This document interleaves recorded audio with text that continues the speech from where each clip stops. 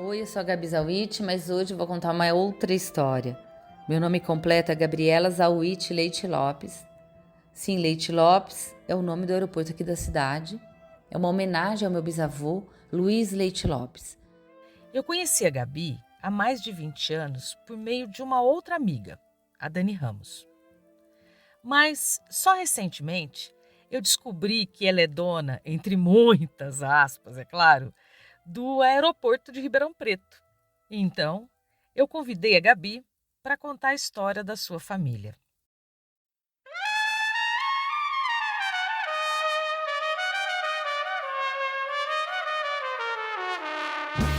Eu sou a Dani Antunes e esse é o Escuta Aqui, o podcast das histórias de pessoas do interior de São Paulo. Neste você vai saber como a Gabi descobriu que, apesar de não ser aviadora e nem atuar na medicina, faz parte de uma tradição da família do Leite Lopes, um médico maranhense apaixonado por aviação e que dá nome ao aeroporto de Ribeirão Preto. Quando eu descobri o parentesco da Gabi com o Leite Lopes, todas as minhas antenas se ligaram. Quem foi ele? Porque eu gosto de saber a história das coisas e das pessoas.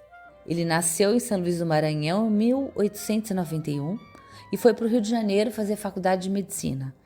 Lá ele conheceu a minha bisavó Elvira Magalhães.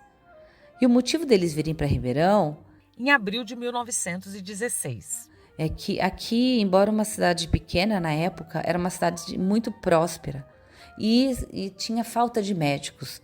Então ele veio aqui fazer a primeira atuação dele. Inicialmente, como um médico, ele era oftalmologista. Leite Lopes se formou médico na mesma faculdade que o pai, Tarquínio Brasileiro Lopes, no Rio de Janeiro. A formatura do Tarquínio, inclusive, foi no Paço Imperial e na presença do imperador Dom Pedro II e da sua esposa, a imperatriz Teresa Cristina.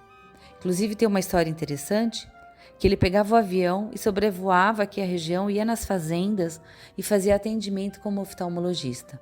Ele foi um homem de grande destaque, inclusive político na cidade. Ele teve um mandato como vereador entre 1948 e 1951.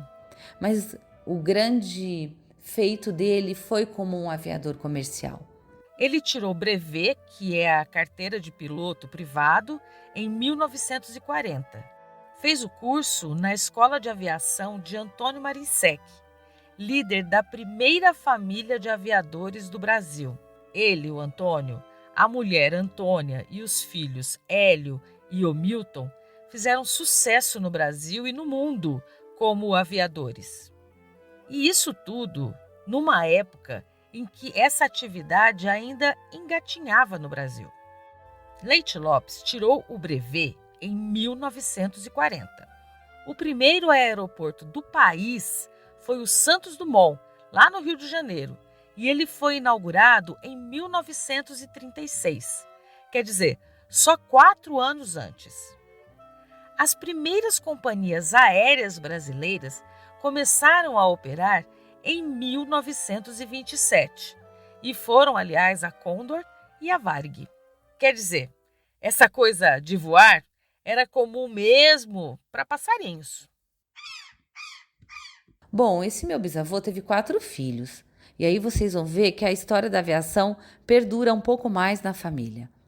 E algumas vezes de uma forma triste, né? O primeiro filho foi o meu avô, Luiz Tarquínio de Assis Lopes, que era médico ortopedista.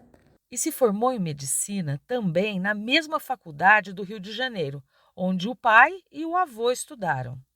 Depois teve a tia Vera. Em seguida, o Mário. O Mário, ele morreu num acidente aéreo, né, com o avião da FAB em 1945. Ele era formado em Direito.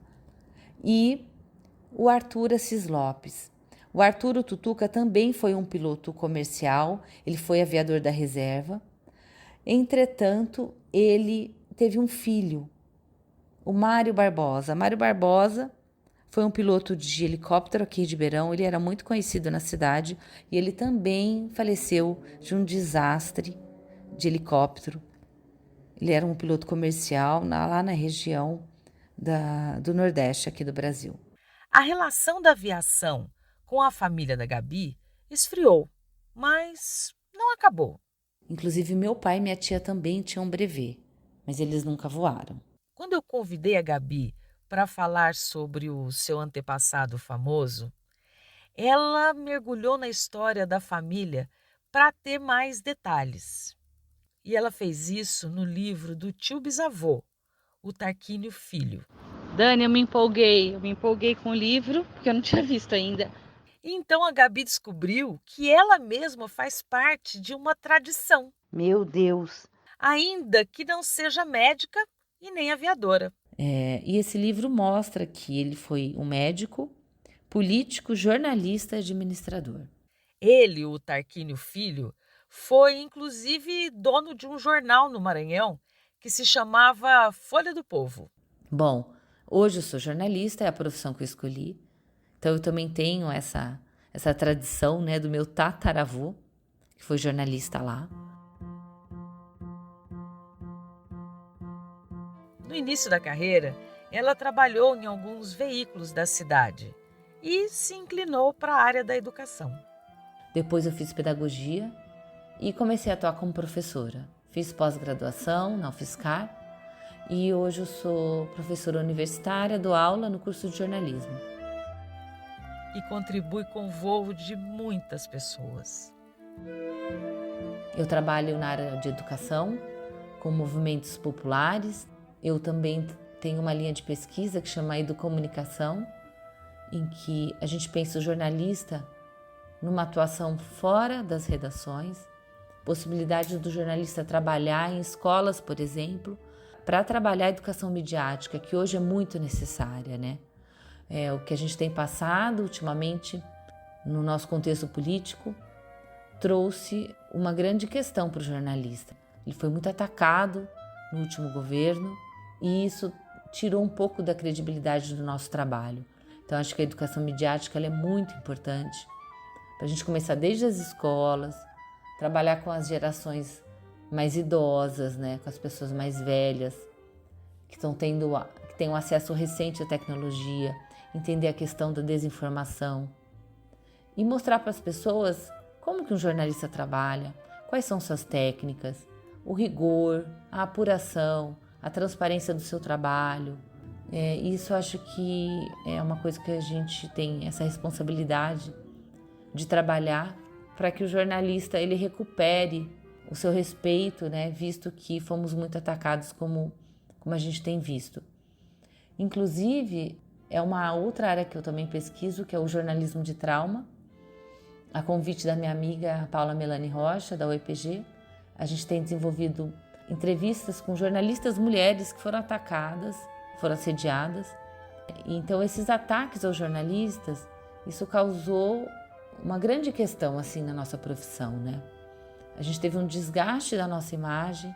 Então, eu acho que a gente tem essa questão hoje de recuperar a nossa profissão, tanto em questões de mercado, que a gente também está passando uma grande crise de trabalho, né, no mundo do trabalho, como a questão da nossa responsabilidade na sociedade democrática, de trazer informação, de mostrar a importância que a gente tem como o nosso trabalho por interesse público, que é de grande importância, e uma sociedade democrática não vive sem o jornalismo, não vive sem a liberdade de imprensa e não vive sem a liberdade de expressão.